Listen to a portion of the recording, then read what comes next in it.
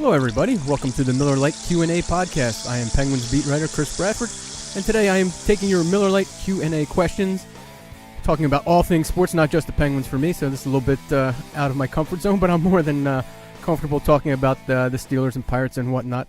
So our first question today comes from Mr. Donnie Mason, who says that last podcast I believe I did with Dale, we were talking about who was the better quarterback, Bubby Brister or Mike Tomczak.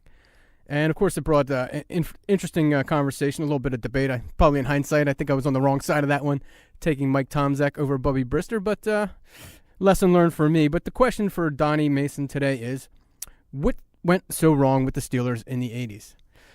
That's a pretty good question, but I think looking back at it, I think everything that goes up must come down.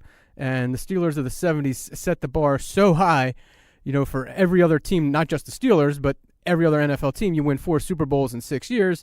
The chances of repeating anything like that are slim and none. And as good as the Steelers have been, even over the last, 20 years since kind of their renaissance beginning with Bill Cowher, they've never done 4 Super Bowls in 6 years. In fact, no other team, not even the New England Patriots, have done 4 in 6.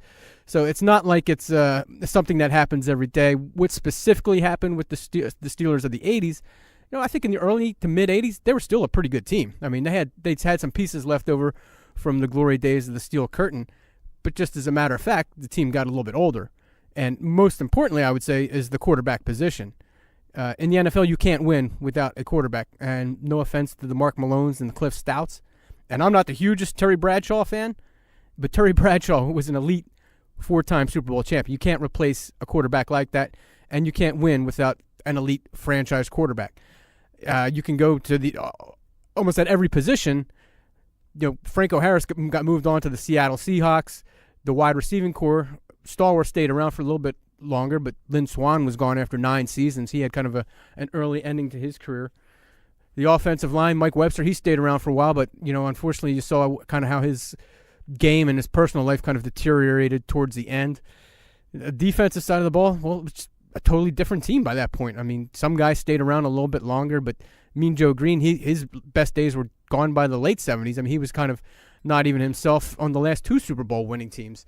The Steel Curtain defense, the defensive line, I should emphasize, that wasn't the same, obviously. They brought in guys like John Banaszak, and even though he won a Super Bowl there, things were different. Mel Blount, another guy, he was gone pretty soon after that stuff. So football is a kind of like all sports, I would say. It's it's cyclical, and you're going to have your points where you're going to be up, and then you're going to have your times when you're down.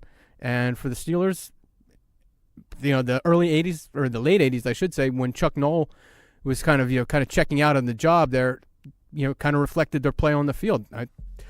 They weren't a terrible team in the 80s, but to say something went wrong is probably overstating it. But the Steelers are a team, for who, if you don't win a Super Bowl, it's not considered successful. And I guess that's why the 80s probably relegated to much like the 60s or the 50s or the 40s. The team just wasn't a Super Bowl winning team at that point, and that's okay because, we saw what happened beginning in 92. Bill Cowher comes in. They start to put some things together. They start winning, get to a Super Bowl. Of course, didn't win that one. That would be Neil O'Donnell throwing those interceptions to Larry Brown there. But the Steelers, I think, overall since 92 have been consistently one of the best, if one of the better, if not one of the best teams in the NFL. And a lot of that's had to do with Bill Cowher. A lot of that's had to do with Mike Tomlin kind of continuing the success that they've had. But I think the overall connection there is that the team is still under the control of the Rooney family. And anytime the Rooneys have been involved, since at least in the Dan Rooney era, going back to the late 60s, the Steelers have been a fairly competitive team. All right, we'll be right back for question number 2 on the Miller Lite Q&A podcast.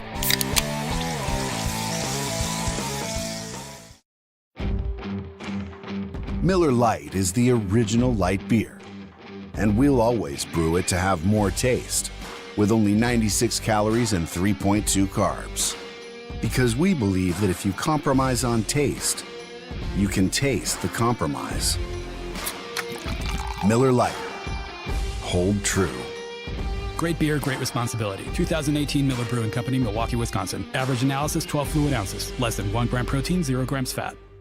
If you're one of the thousands of Western Pennsylvanians who love to get outdoors, then you need to check out this cool new website, stepoutside.org. Learn where, when, and how you can go camping, hiking, or hunting, or take part in power sports, shooting sports, or water sports in your local community or across the country at stepoutside.org, where everything you need to know is just a click away.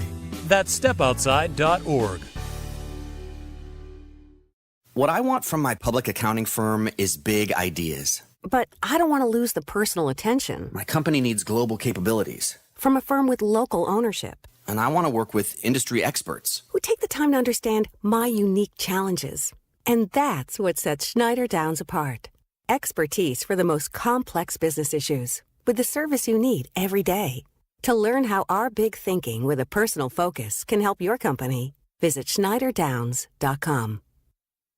Injured in an accident? Need assistance in preserving your business's interests? Let the attorneys at Bassey, Vreeland & Associates protect your legal rights. For over 65 years, Bassey, Vreeland & Associates has been representing the citizens and businesses of southwestern Pennsylvania. With offices strategically located in Washington and Charleroi, Bassey, Vreeland & Associates can deliver results for you throughout the Pittsburgh area. Visit www.bmvlaw.com or call 724-228-7000 to see how Bassey, Vreeland & Associates can meet your legal needs. Bassey, Vreeland & Associates.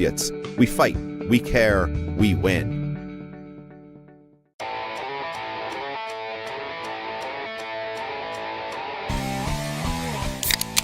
Welcome back to the Miller Lite Q&A podcast. Chris Bradford now joined by Mr. Matt Grubba. Matt, welcome aboard. Hey, Chris, good to be here. Glad to have you. We're talking now about the Pirates. Church of Greg asks, with the Pirates trying to sell off more top players, when seems like a realistic timeline to see a team like this return to the playoffs? Matt, I'll let you go first. Ooh, well, you know, the disappointing thing with the Pirates when they sell off like this, and let's call it what it is. I mean, small market teams, which is how the Pirates operate, they are a small market team, are going to have these sell-off cycles the way baseball's set up. And I think the frustrating thing for Pirates fans is that the Pirates don't seem to have that uptick like you do, like with the Miami Marlins, who, I mean, how they operate like that in Miami, being as big a city as it is, that's a different story. But, you know, you don't have those upswings. You know, we saw the Royals a few years ago, and, you know, it's just tough because it's a combination of a lot of things. You know, there's drafting, you know, that has become an issue. Pirates have had some bad luck with injuries, you know, through the years, that sort of thing.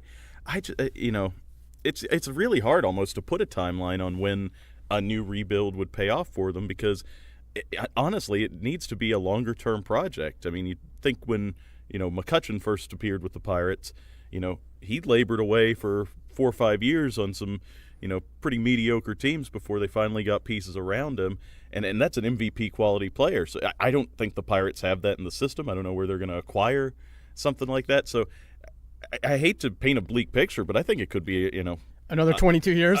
Hopefully not that long, but I mean, I think it's going to be a long turnaround. I will say this: I think, unlike before, say like last winter, I think it's far more palatable now to the Pirates fans. I mean, if you get rid of Andrew McCutchen, you get rid of Garrett Cole.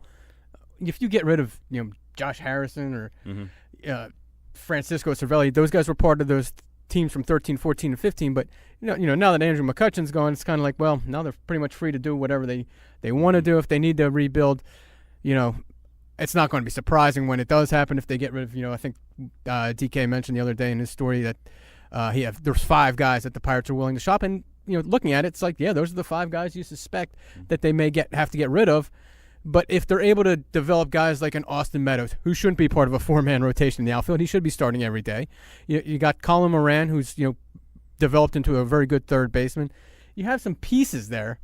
But again, as to what you were talking about, they don't have that big, you know, cleanup hitter. They don't have really a great number one. Jamison Tyone has kind of flirted with that at times and kind of stepped back from it. Musgrove, I've really liked what I've seen from him in his short time here, but it remains to be seen if he's the true number one. And those are 2 pieces. If you're going to be a contending team, you really have to have. The Pirates don't have that, and I don't think Jung Ho Kang is going to be the answer to that one either. Mm-hmm. So with some of these younger pieces that I'm talking about, well, they're going to need quite a few more of them before they become, at least in my opinion, a realistic playoff team. I know they're kind of on the fringe of that now in terms of the wild card. But in terms of being a playoff team, it's probably another 5 years, I would say, until they could be that. Yeah, and a lot of it, talking about the pieces that they have to move now, with McCutchen gone, there's certainly no sentimentality left or anything like that. They need to, you can't put one foot in the pool. They got to go all the way in and, just go ahead, start a rebuild. And I think if they, if they linger with it, and I understand maybe you don't get quite the value you want for some of these guys. I don't know what the open market value is going to be at the deadline for some of these guys they're trying to ship. It's going to depend on needs in other places. And, like Harrison's their best guy, and he's a $10 million player, and okay, who's going to pick up that contract? Yeah, so, but they really need to just go ahead and bite the bullet and do these moves, in my opinion. And, I think the only reason fans might not want to hear that is because they've seen this before and been burnt by it, where they haven't had that high in Pittsburgh. So I'm optimistic. I'm personally pessimistic. But if I can see where there would be room for optimism if they move these parts, get some good prospects, and try to make it a 4 or 5 year plan. But yeah, I'm with you. That's the realistic timeline. But my personal pessimism toward the Pirates, I think it could be much longer than that before we see playoffs again. 1979. That's the last time the Pirates have won a postseason round. So hopefully it's not that long, but it's going to be a little bit longer. Yeah, well, that's that's probably going to do it here for us with the Miller Lite podcast, the Q&As. Chris, thanks for having me in for the second half here. Well, thanks for coming. Yeah, that's great. Thanks to Chris Benson, also our producer, always number one guy there. Keep listening to DK Sports Radio. We got lots of great content coming up for you. Check out the website, dkpittsburghsports.com. Thanks to Miller Lite for sponsoring us, and we'll be back soon.